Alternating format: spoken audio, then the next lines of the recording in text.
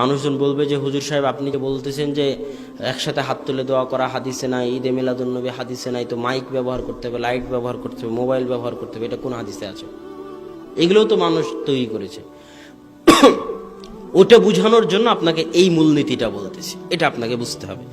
সেটা কি, দুনিয়াবি জীবনে আল্লাহ এবং আল্লাহ রাসূল যা নিষেধ করে গেছে তা বাদ দিয়ে কিয়ামত পর্যন্ত যা হবে সবই কি, জোরে বলেন, সবই কি হালাল। সন্দেহ হচ্ছে নাকি আপনাদের?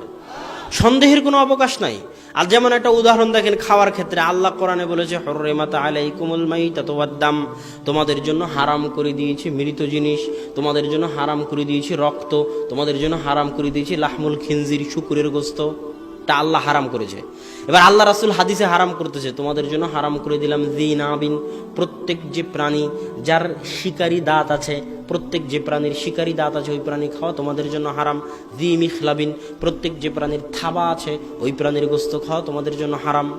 প্রত্যেক যে প্রাণী ময়লা খাদ্যদ্রব্য অপবিত্র জিনিস ভক্ষণ করে তারা গোশত খাওয়া তোমাদের জন্য হারাম। সেবাউন, প্রত্যেক যে প্রাণী হিংস্র সেই প্রাণীর গোশত খাওয়া তোমাদের জন্য হারাম। এগুলো সব কে হারাম করলো? আল্লাহ রাসূল। তাহলে আল্লাহ রাসূল যা হারাম করলেন তার সমষ্টি দাঁড়ালো কি? তার সমষ্টি দাঁড়ালো মৃত জিনিস, রক্ত, শুকুরের গোশত, থাবাওয়ালা পশু, শিকারী দাঁতওয়ালা পশু, হিংস্র পশু, অপবিত্র জিনিস ভক্ষণ করে এমন পশু, এদের সবকিছুর গোশত খাওয়া কি হারাম। এখন কিয়ামত পর্যন্ত এগুলোর বাইরে, আল্লাহ রাসূলের যুগে পোলাও ছিল, হায়দ্রাবাদি বিরিয়ানি ছিল, চিকেন বার্গার ছিল, বিফ বার্গার ছিল, ছিল নাকি? কিছুই ছিল না। কিয়ামত পর্যন্ত আরো যত খাবার আবিষ্কার হবে যার মধ্যে এগুলো থাকবে না, সব কি হবে? হালাল হবে। মানুষ যত বানাতে পারে পারাক, কোনো সমস্যা নেই। এগুলো না থাকলেই হলো। আল্লাহ এবং আল্লাহ রাসূল যা নিষেধ করে গেছেন তা না থাকলেই হলো। তা বাদ দিয়ে কিয়ামত পর্যন্ত তুমি আবিষ্কার করে ভর্তি করে দাও দুনিয়া, কোনো আপত্তি নেই, খাও, সব হালাল। শুধু এগুলো না থাকলেই হলো, সবই হালাল, এগুলো না থাকলে হলো। এটা হলো দুনিয়ার ক্ষেত্রে নিয়ম। ব্যবসা বাণিজ্যের ক্ষেত্রে আল্লাহ রাসূল যা নিষেধ করে গেছে তা বাদ দিয়ে যত ব্যবসা দুনিয়াতে আবিষ্কার হবে করো, যত আবিষ্কার করতে পারো, সব ব্যবসা হালাল।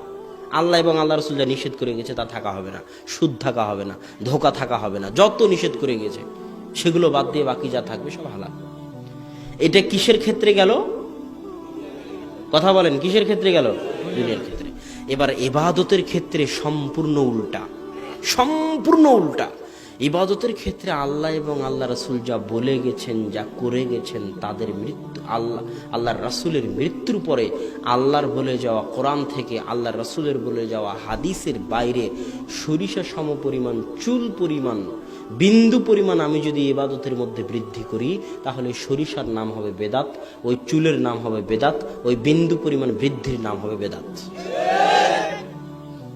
আপনি যতই বলেন যে এটা ভালো আমল, তাহলে আমি আপনাকে বলবো সারা পৃথিবীর সব হুজুর এক জায়গায় হলো।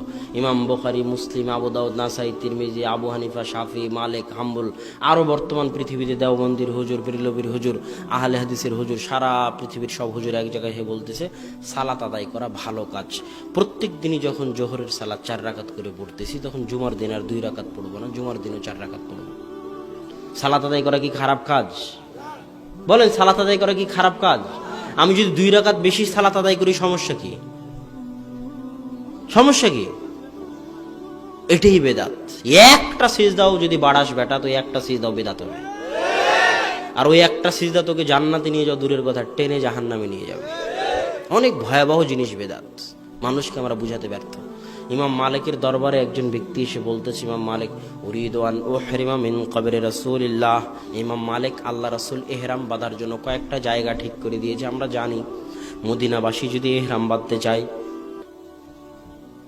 এটা হলো মদিনা। মদিনাবাসী যদি ইহরাম বাঁধতে চায়, এটা হলো মক্কা। মদিনাবাসী যদি ইহরাম বাঁধতে চায়, মদিনা থেকে 10 কিলোমিটার দক্ষিণে একটা জায়গা আছে জুলহুলাইফা, ওখান থেকে ইহরাম বাঁধতে হয়, ইহরামের কাপড় পরতে হয়, তালবিয়া পড়তে হয়।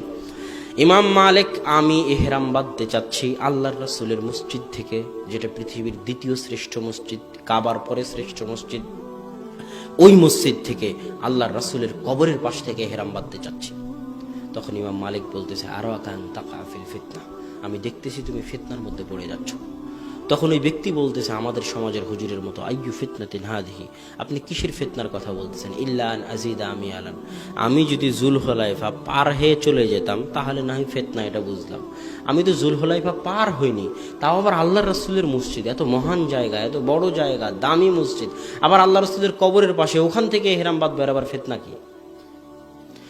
আপনিও যদি হজ করতে যান দেখবেন শাহজালাল বিমানবন্দর থেকে সব ইহরামের কাপড় বেঁধে আছে, এখান থেকেই তালবিয়া পাঠ করতেছে। ওদেরকে যদি বলেন যে আপনার ইহরামের জায়গায় ইয়ালামলাম, আপনি ওখান থেকে তালবিয়া পাঠ করবেন, আপনি এখানে কেন?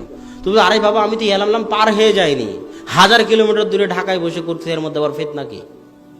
একই প্রশ্ন করবে, যেই প্রশ্ন ওই ব্যক্তি 1200 বছর আগে ইমাম মালিককে করেছে। তখন ইমাম মালিক বলতেছেন, আইয়ু ফিতনাতিন আ'যামু মিন হাদিহি সাবাকতা ইলা ফাজিলাতিন কাসারা আনহা রাসূলুল্লাহ সাল্লাল্লাহু আলাইহি ওয়াসাল্লাম। এ আল্লাহর বান্দা, এর চাইতে বড় ফিতনা দুনিয়াতে আর কিছু হতে পারে না, এর চাইতে বড় ফিতনা দুনিয়াতে আর কিছু হতে পারে না যে তুমি এমন ফজিলতের পিছনে ছুটতেছ, এমন আমলের পিছনে ছুটতেছ, যেই ফজিলত, যে আমলের পিছনে দুনিয়ার সবচেয়ে তাকওয়াবান, সবচেয়ে পরহেজগার, সবচেয়ে আল্লাহ ভীরু মুহাম্মদ সাল্লাল্লাহু আলাইহি ওয়াসাল্লাম করেননি। এর চেয়ে বড় ফিতনা হতে পারে না। এই জিনিসটা দুইভাবে ফিতনা। এক, তুমি আল্লাহ রাসূলকে দুইভাবে অপমান করতেছো। তুমি বলতেছো যে আল্লাহর রাসূল তার রিসালাতের দায়িত্ব পালন করে যায়নি, নাউজুবিল্লাহ। আর তুমি বলতে চাচ্ছ তুমি আল্লাহ রাসূলের চেয়ে বেশি পরহেজগার, নাউজুবিল্লাহ। আল্লাহ রাসূলের যুগে এরকম মানুষ ছিল। 3 জন ব্যক্তি আল্লাহ রাসূলের বাড়িতে গিয়ে বলতেছে আল্লাহ রাসূলের ইবাদত কি বলেন। তো আল্লাহ রাসূলের স্ত্রীরা বলছে ইয়াসুম ওয়া ইফতার, আল্লাহ রাসূল সিয়াম পালন করেন, আল্লাহ রাসূল সিয়াম ভাঙেন। ইয়াকুমু ফিল লাইলি ওয়া ইয়ানাম, আল্লাহ রাসূল রাত্রে তাহাজ্জুদ পড়েন, রাত্রে ঘুমান। আল্লাহ রাসূল বিবাহ করেছেন, তার স্বামী, তার স্ত্রী, পুত্র, সন্তান, সন্ততি সবই আছে। তখন ওই ব্যক্তিগুলো বলতেছে যে আল্লাহ রাসূলের আগের গুনাহ মাফ হয়ে গেছে, পরের গুনাহ মাফ হয়ে গেছে, আল্লাহ রাসূলের অল্প ইবাদতে চলবে, আমাদের চলবে না, নাউজুবিল্লাহ। তখন একজন বললো যে আসুম ওয়ালা উফতির আবাদা, আমি আজীবন সিয়াম রাখবো, সিয়াম ভাঙবো না। আর একজন বলছে আমি সারা রাত ঘুমাবো না, সারা রাত তাহাজ্জুদের সালাত আদায় করবো। আর একজন বললো আমি আজীবন বিয়ে করবো না। আল্লাহ রাসূল তাদেরকে খুঁজে বের করে বলছেন আকুল তুম কাদা ওয়া কাদা, আরে তোমরাই কি তারা যারা এই কথা বলেছো? তো বলে হ্যাঁ আমরাই তারা। তখন আল্লাহ রাসূল বলেন ওয়াল্লাহি লা আন্নী আখশাকুম ওয়া আতকাকুম লিল্লাহ, জেনে রাখো আল্লাহর কসম করে বলতেছি, আল্লাহর কসম করে বলতেছি, আমি মুহাম্মদ আসমানের নিচে জমিনের উপরে সবচেয়ে আল্লাহ ভীরু, সবচেয়ে তাকওয়াবান, সবচেয়ে পরহেজগার। আমি সিয়াম পালন করি, সিয়াম ভাঙি, আমি বিবাহ করেছি, আর আমি রাত্রে সালাত আদায় করি, রাত্রে ঘুমাই। এটা আমার সুন্নাত। যে আমার সুন্নাত থেকে মুখ ফিরিয়ে নিবে সে আমার উম্মতের অন্তর্ভুক্ত নয়।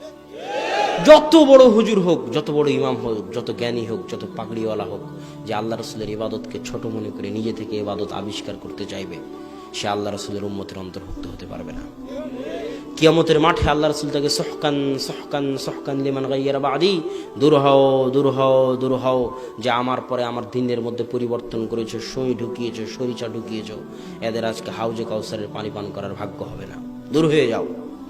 অতএব সম্মানিত উপস্থিতি, বেদাত অনেক ভয়াবহ জিনিস। আমাদেরকে শিরক থেকে বেঁচে থাকতে হবে, বেদাত থেকে বেঁচে থাকতে হবে, সুন্নাতের উপর আমল করতে হবে, তাওহীদের উপর আমল করতে হবে। যে জায়গায় সবচেয়ে বেশি বিভ্রান্তি হয়, আহলে হাদিসরা বেদাত বলতে বলতে বলতে বলতে ইবাদত করার কোনো ইবাদতই রাখেনি, বলে না? বলে না? আরে 20 রাকাত সালাত আদায় করবো তারাবির, সেটাকেও এরা বাদ দিয়ে দিল। একসাথে হাত তুলে দোয়া করবো, সেটাও বাদ দিয়ে দিল। বাদ দিতে দিতে দিতে দিতে ইবাদত করার মতো কোনো ইবাদতই নাই, বলে না? বলে না? তাদেরকে বলেন যে ভাই আপনি সারা কোরআন খুঁজেন তো, সারা কোরআনে আল্লাহ কোথায় বলেছে যে আমি দেখতে চাই তোমাদের মধ্যে কে বেশি আমল করে?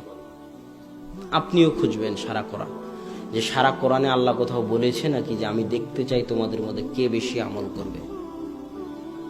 কোরআন খুঁজেন, সারা কোরআন খুঁজে দেখবেন আল্লাহ যেখানে আমলের কথা বলেছে ওখানেই বলেছে মান আমিলা আমালান সালেহ, যে সৎ আমল করবে।